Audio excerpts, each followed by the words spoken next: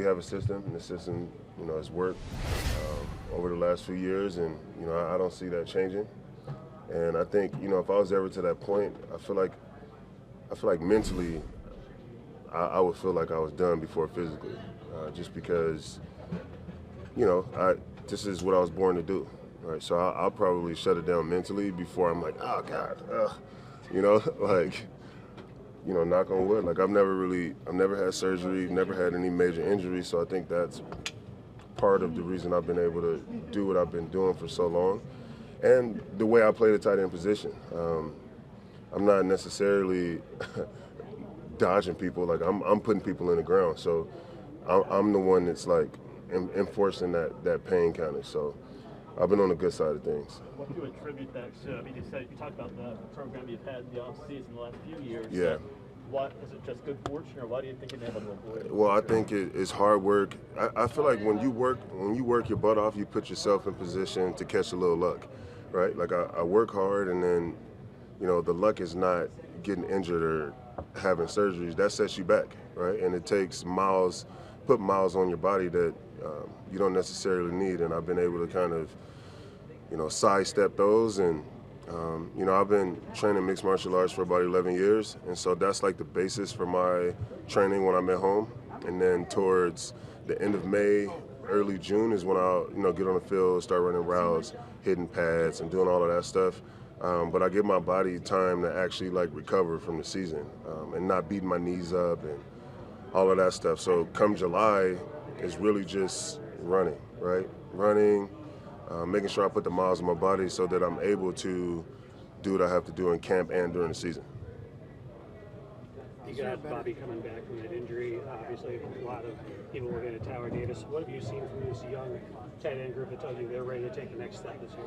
Well, I just feel like they're eager, right? Like, it's easy to talk about, like, how they are now, but obviously things change when you put pads on. So my message to them all the time is about just don't think about competing against the guy next to you. You're competing against what you're capable of, right? You're being the best version of who you are every single day. And when you can do that, you can sleep at night. And that's one thing that I've been able to do my entire career, and that's what I implore on them. It's just like, obviously, like, it's all a competition. We all want to be great, but compete with what you're capable of. Because if you can get the best out of yourself every single day, like, you can hang your hat on that, knowing that, like, whatever happens, happens. I know that I gave my all, and I'll live with that. And so when we get the pads on, it's about carrying what you did without pads with pads. When you get pads, it's totally different. You see some guys are one way without pads, and then some guys are another way with pads. Like, when we get the pads on and camp starts and all of that, then we can really talk about who's trying to take steps and all of that. It's easy to say when we're out there in, like, shorts and T-shirts. So, football is a game of men that go out there and take what they want. And, in the tight end room, that's what we're going to be about this year. A lot of what we do in this offense is tailored towards what we can get done at the tight end position, whether it's pass blocking, run blocking, being able to get out, catch the ball, all of that. So, we're going to have a lot put on our shoulders this year with Devontae gone and having to spread the ball around and then running the ball a little more, which I love. But, yeah, so one day at a time.